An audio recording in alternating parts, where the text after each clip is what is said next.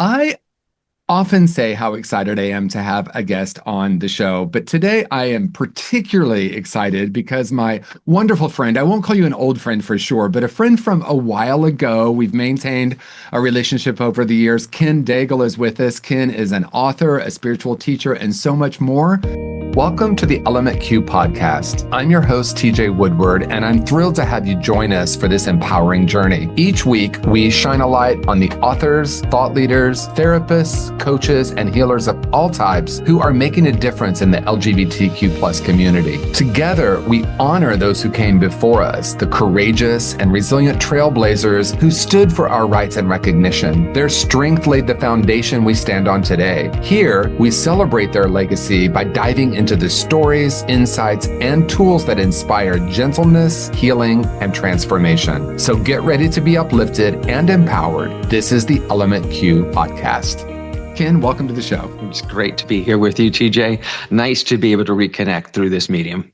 Absolutely. And I'm really excited about our conversation. And of course, as always, in the green room, which of course for everyone knows now, that's just us, chatting before I hit record.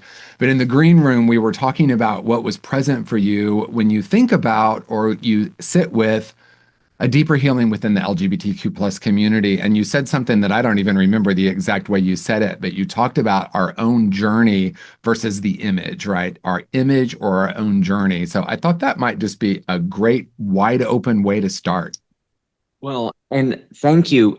It's just amazing. I was thinking about this. I was watching your podcast and talking about this, watching you talk about it with other people, and then us talking about it in the green room. And it really just made me become clear the journey I've been on to be my authentic self isn't over, but boy, reflecting on it, what a journey it's been, right? To come to this place, to be able to sit here with you and talk about being a spiritual leader, being an author, being a parent, and being an out gay man. That journey has been so profound in every stage of my life. And yet it's a journey that continues. And so it isn't about the image we project, I believe. I believe it's more about the truths we learn along the way. And when we can find a way to share the wisdom of that journey, I think it's essential. Because TJ, there are so many of our friends who didn't make it to this point, whether it was from the AIDS crisis or from drug addiction and alcoholism. I've lost too many people to not take advantage of the opportunity I have at this age, at 66 years old, to be sitting here with you and go, this is what I've learned from all the things I've gone through, the good, the bad, the difficult, and the ugly. Here they all are. Yeah, it's so powerful. And, I turned 60 this year. So here we are. I was celebrating with you online, going, it gets more fun. It gets more fun. Of course, there are some people in New Thought who have said to me, well, you don't want to say that number because, you want to make sure you stay young in your mind. I'm like, well, what does 60 mean?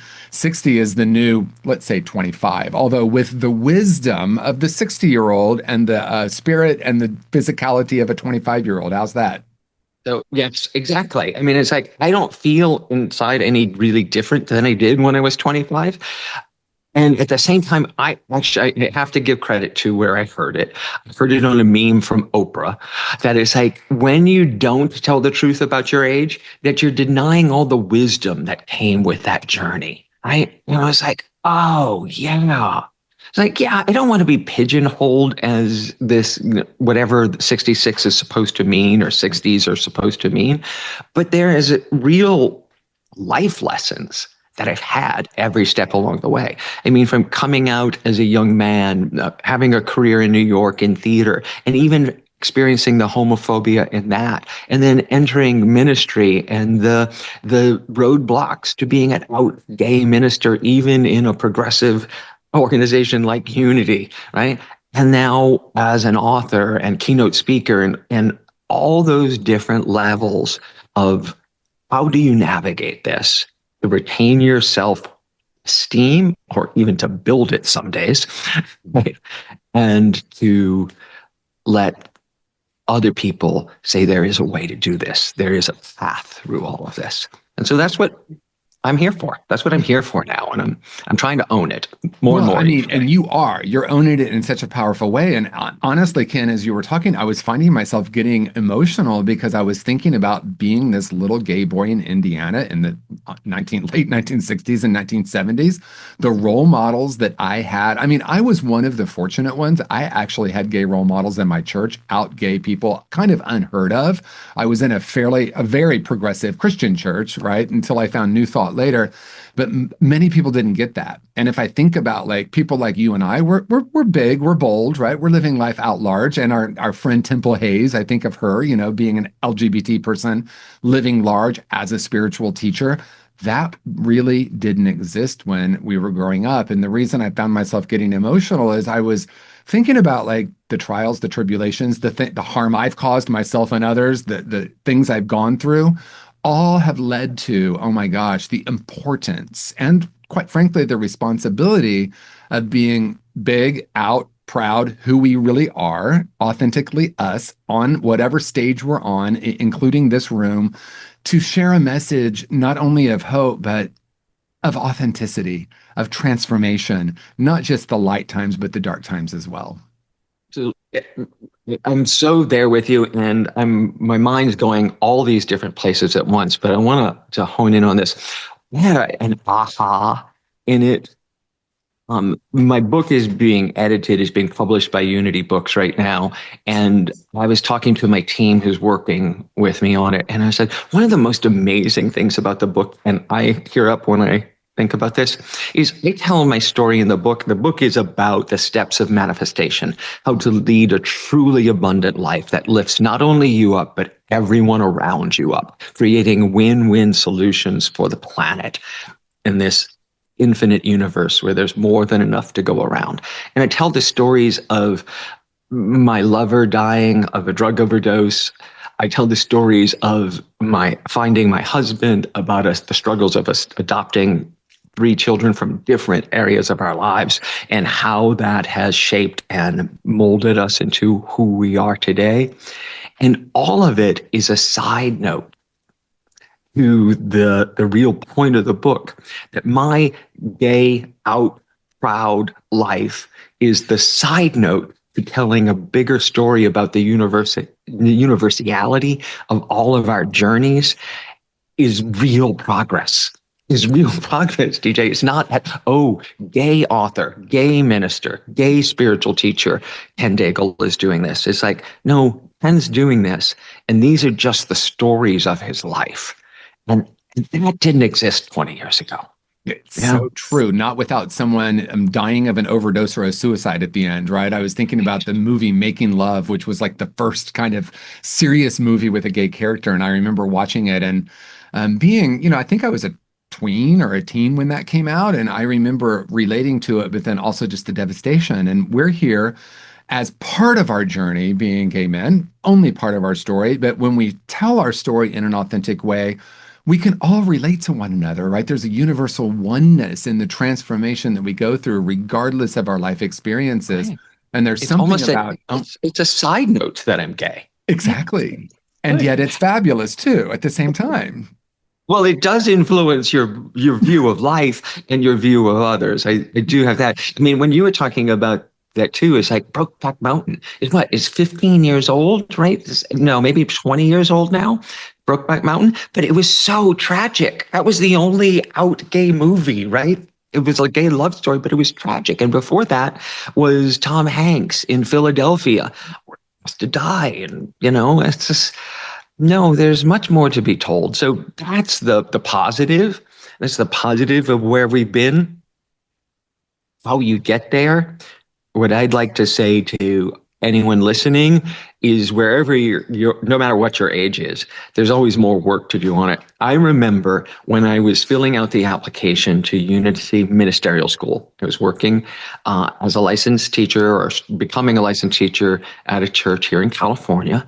And I was filling out the application, and the minister there, also an out gay person, said to me, I wouldn't include that you use the phrase my husband on your application. because I was married at the time. And I said, I wouldn't use the phrase because there might be, bigoted or homophobic members on the admissions team and you may not get in. And I just had to take a deep breath and said, then if I don't get in because of that this isn't my church. Right. This is who I am. And if I'm going to edit who I am on my application to ministerial school, it's not for me. And, and I got in and now I'm chair of the board of Unity World Headquarters. It's like, wow, what a difference, what a difference. So, and it's almost incidental, right? Again, but the claiming of a right to be who we are is not incidental. It is not. That's right. And that's what I was just sitting with as you were saying that, right? In some ways, you could say it's an insignificant part or just a small part of who we are. But the part of owning that and the part of being that and being proud with that, I think about our friend Michael Beckwith, too, who, in the New Thought movement, there weren't a lot of Black people rising up. And he actually experienced some racism, which led him to start Agape, which is so amazing because it's this beautiful, multidimensional, universal spiritual center now that's thriving. And so when we step in to our power, which is really different than force. I know we've read the book Power versus Force, right? Yeah. Our power of knowing who we are. And I want to take a moment because I'm imagining some people watching or listening right now might be wondering what this unity thing is we're talking about. That's how we met. As a matter of fact, I know you remember this, but you let me stay in your apartment over at Unity Village when I was beginning my ministerial studies at Unity. And I thank you for that because back in the day, like I was like just bootstrapping this thing. My whole world had kind of fallen apart in chemicalization. We could do a whole show on that, but you were very generous. So let's talk a little bit about what Unity is for anyone watching. So Unity was founded in the 1800s by Charles and Myrtle Fillmore, and it came out of Christian Science and the Transcendentalist movement and the healing movement of the late 1800s. Because back then, medicine could actually kill you. A lot of it was poison. And so there was this man and a group that came together to know the power of mind healing to create the life that you want, the health that you want, and the prosperity that you want. And so it came out of all that, and it has expanded into this century. There are other churches like Agape or Centers for Spiritual Living, also known as Religious Science, which had expanded all through the last 130 years now. And so Unity continues to exist. Its headquarters in Kansas City, Missouri. That's where TJ and I went to school there, stayed in my place there. And I get to sit on the board. We have about 400 churches across the United States, and I lead one in San Francisco. And that's actually where TJ and I met, at that same church in San Francisco. It sure is. And I was doing an internship there, and now I'm the spiritual leader, the senior minister there. So. Look at that. And I was sort of on my way out of there and you were on your way in. We were like ships passing in the night. And I would love to say it was that simple, but I still was having to do a little bit of my own deeper work and letting go of my own picture of what I thought my life was supposed to look like. And thank you, Spirit. Thank you, Universe, that for all of us and for myself included to have that surrender to realize, that I don't always need to control the outer.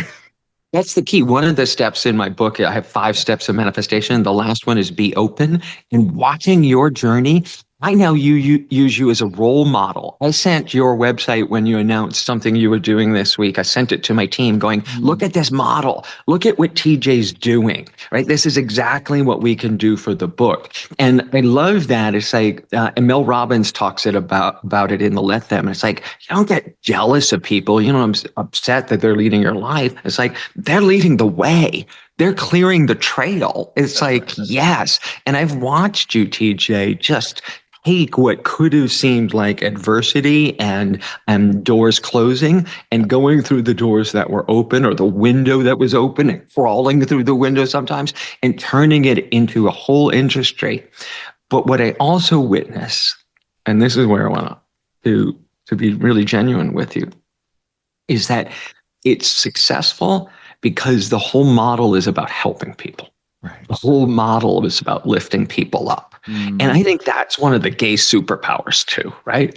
It's like we do have that as a group of people, that we have always been the spiritual leaders, the healers, the ones who see past what is to what could be. Right. Oh, And watching you do that is amazing. oh my gosh, Ken, I'm so grateful for you. I'm not sure if you're aware that I also have a five-step process in my third book, Conscious Creation. I think it's fascinating, and I love the way consciousness works. Isn't Because that when I just heard you ironic? No, say that, I wasn't aware that there was a 5-step isn't process in that it. That cool? is, it's really cool. It's Yes. really cool. Yeah, I love that. I've had that with a few people where we catch similar things, right? And I like step processes because it gives the mind something to do when we're really in the consciousness. So I want to actually take the moment to hear your five steps. And again, this is five steps that you've created through your own experience that allow you to live more abundantly. And it might be interesting too, even before you give the five steps, if you're willing to, like, what is abundance? We could do a whole hour on that, but I think a lot of times people think abundance equals money, and that's part of it, but that's not all of it. Yeah. So thank you for asking. And one of the things that I know you'll agree with is that this, I'm going to give you them in linear steps. They're not linear, Of but course. our minds need, to be able to write them down and to take action linearly. So first off, abundance is so much more than money. I refer to abundance, and I talk about abundance in the book as many different things. But first off, it's vibrant health. Right. And vibrant health doesn't mean the absence of diagnosis. I am been HIV positive for 38 years now and never been sick a day in my life. I live a vibrantly healthy life. And I think that's possible regardless of diagnosis or prognosis or anything that the medical establishment tells you. The second one is enriching relationships. Relationships that feed your soul, that lift you up and change you. The third is work that you love. The things that make you get out of bed in the morning, the things that make you want to do more and to make a difference in the world. Leisure time. It's not enough to have just money in the bank. You must be able to relax and enjoy it without worrying about it. And the fifth component of abundance, I have 5 components of the abundance too, is material wealth. So the things that you need, it doesn't mean that you have to own it, but material resources. The beautiful landscape behind me in the hills of Marin is my material wealth. I don't own the hills, but they're right outside my window. And that's the gift of the planet that we live on. So that's abundance. The 5 steps are really simple. It's focus your mind. You have to determine what it is you want, what it is you desire, and you have to focus on it. You have to give it attention. It may shift, but that's okay. Focus your mind. In traditional Christianity, they may call that name and claim. We may call it standing in your dominion. First step, name and claim or focus your mind. Second is to shift your consciousness. You cannot create anything with the consciousness that got you to this point, anything new with the consciousness that got you to this point. You have to do the inner work to clear out your own blocks. The third is to take concrete steps, but more than just taking concrete steps, you have to take new concrete steps. You have to find new ways of being and doing in the world. But just meditating about it, just thinking about it, just visioning about it isn't going to make it happen. You got to fill out the forms. You've got to take the classes. You've got to build the website. You have to do that because we live in the physical world. The next is, and this one is really interesting for me, is share your journey. And people are hesitant to do it because they get a lot of negative flack. But if you're really, really listening, what you get is refinement. What you get when you share your journey is other ideas. You get to see where your blind spots are. You get to incorporate it all and then make something even better. And that's where step 1 and step 4 really work well together. And then the fifth one I just spoke to you about is being open. Your good will probably show up different than you imagined it because it's a sign it's from spirit, from the universe, and not from your ego, not from what you think it's supposed to look like. And I always tell this story, and being open is I was seeking a partner in my life. I was seeking the husband I thought I needed or wanted or deserved somehow.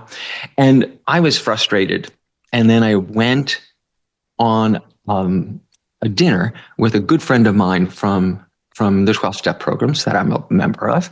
I went to dinner after a meeting one night and was talking to him about it. And about halfway through the meal, I realized I was on a date. I wasn't out to dinner with a friend. And the person I was looking for had been in my life for 3 years. And I just never thought of them as husband material until that moment. And it changed everything. And so that's about being open. And how long ago was that? Oh, we've been married for 18 years, and that was 22 years ago. So That is, 2006. So it's almost going on exactly 20 years. wow. I've been sober for 22 years, so I'm getting the two confused. But That's yes, it's 20 amazing. years ago. Yeah, Wow. Well, and tell me the name of your book. Tell it's everyone the name called of your book. it's called Unapologetic Manifestation. Ooh, I like it. Yes, right. Because the manifestation isn't about your ego. The manifestation about is what's coming up from the universe. Unapologetic manifestation, 5 steps to change, to create the life you want. Okay, so I want to talk about something that you already referenced. And to me, this is the game changer in this whole manifestation conversation. And you talked about it in a few different ways. And that is in my experience. I'll share it out of my experience. When I was trying to manifest, and this is my own journey, it might not be someone else's. I was trying to manifest so I could create things. And there was an undercurrent of, then I'll be happy. Right. Like once I get the house, once I get the hot guy, once I get the car, then I can be happy. Then I can. Then now I wouldn't have told you that, King, because I was in New Thought. So I would have said, I have everything within me that I desire. But I thought if I could do the vision board and manifest everything, then I would be happy. And I realized, and what you talked about in a couple different ways is making a difference in the world. When I am tuned into a deeper wisdom that we all possess within us, some would call it the still small voice. To me, I don't think it needs to be still, nor does it need to be small, right? When that guides the way, it's so much bigger than me. And when I get off track, and so my fifth step, it's interesting, is embodying the vision. And that just means hold the energy of that which we know we want to create. But when I was holding it based on what I wanted, I would get frustrated. It wouldn't happen my way. I would feel like there were roadblocks. When I tuned into a deeper purpose, like conscious recovery, the modality I created, that's about shifting consciousness. That's about offering a perspective on addiction recovery that is a whole person perspective. When I remember that, instead of like what I think it needs to be, oh my gosh, I'm so much lighter. The doors open, the people show up, it becomes easy. It becomes effortless. And so I love that you talked about that. And I think there's probably more for us to even address with that. Yeah, it could go on and on because that what you're describing too is really being in the essence of being comfortable with yourself. When Yes. we're trying to get things on the outside to make us feel good on the inside, it's the reverse. It's actually feeling good on the outside, attract and the inside attracts the things we want on the outside. And it's in my second step, it's that. And what you talk about in your fifth step is that shift in consciousness, Yeah. right? And that embodying a different way of being. And I think that's just essential to where we are Mhm. for all of us on the planet. It makes no difference, gay, straight, bi, trans, humans are in this dilemma. And I love that there's only one of us here. Yeah. TJ knows this as a saying that sometimes we say in New Thought because there's so much synchronicity about what we all go through Yeah. and the journey we're on, right? And so that's the opportunity as thought leaders, as change agents, as spiritual leaders, as recovery leaders, whatever we're doing, whatever your job is, you can do your purpose. When Mhm. you're living into your true purpose, I would say your divine purpose, then those doors open up. The people come to you who will help you make it something bigger than you can imagine it this moment. And Wow. that's when the It's so magic true, happens. Ken. It's so true. And I'm thinking about, when you said spiritual leader, somehow I thought really what we do is simply lead with spirit. Right? We're leading with spirit and we're leading people to their own essence, their own spirit. And that comes through our stories because, I came to New Thought. I got sober in 1986. I came to New Thought in 1988, my first Unity in Dallas. And I felt like I was coming home, but I also felt broken, damaged, and not good enough. Even though I was in recovery, I hadn't done some of the deeper work. And that I'm not even saying that as self-criticism. I was 22 when I discovered Unity, right? I was the perfect 22-year-old, but that in my version of that, it was like something outside of me to help me feel better, something outside of me, right? And I think what happened, and when you were talking about like, and you didn't say this exactly, but I only create the life I feel I deserve. And I deserved someone who couldn't love me in my mind and in my vibration. And so no matter how hard I tried, I kept replicating that. I'm thinking about Reverend Maureen Bass, who was senior Yes. minister. She, in her beautiful Southern accent, would say, look at your checking account. Is it lower than you want? I want you to say, look how powerful I am. I keep creating a low checking account. I'm so powerful. And I was like, I related to that because that's what I thought I deserved. And that Yeah. that work to me was like New Thought 2.0, where it was really like, oh, I get to meet myself authentically and look at all the layers I've put on this infinite being and how I had really lost sight of that. And there was a lot of sadness for me there. On the other side of that, there's so much joy. Yeah, there's possibility on the other side of that too. Yes. Otherwise, you're trapped in the karma of it. You're trapped in, this is what I deserve. I'm getting what I deserve. And in the book, I talk about it very similarly. I didn't realize that Maureen said the same thing. Again, there's only one of us here. Right. It's like, you don't get what you deserve. You don't even get what you negotiate. You get and you keep what you believe you're worthy of. So true. But only 100% of the time. Only 100%.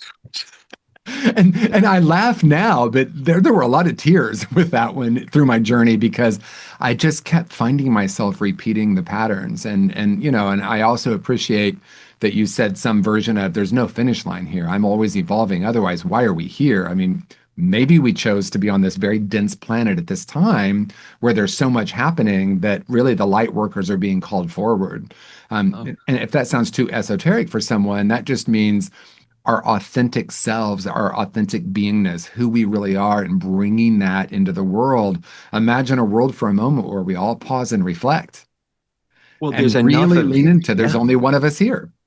There's enough of the dark workers on the internet, so Yes. that we light workers need to step up on the internet and be putting out more of this, TJ. Yes. Because I'm going to tell one quick story because it's a person that you know. I'll tell you, I don't want to say his name because I don't have permission at the moment, but on the podcast, but from Unity San Francisco. And I was doing this exercise in one of the classes I've done for decades now. Call it the $100 bill exercise. But at the end of the exercise, I destroy a $100 bill in front of the class just to watch their reaction to destroying money, right? But in the end of the exercise, I hold up another $100 bill, crisp one, and say, who deserves this? And the first person to raise their hand gets the $100 bill. So this gentleman takes the $100 bill.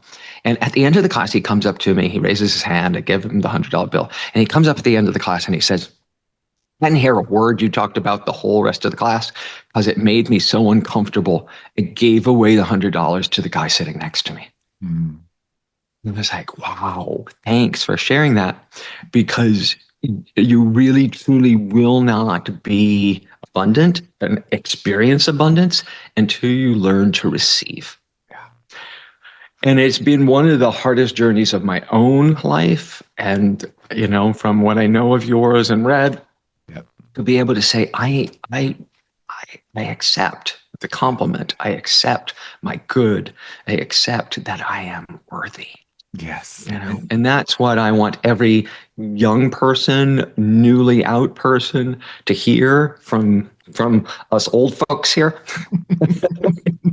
It's like, you are worthy of it, of all the good. You are Yes. worthy.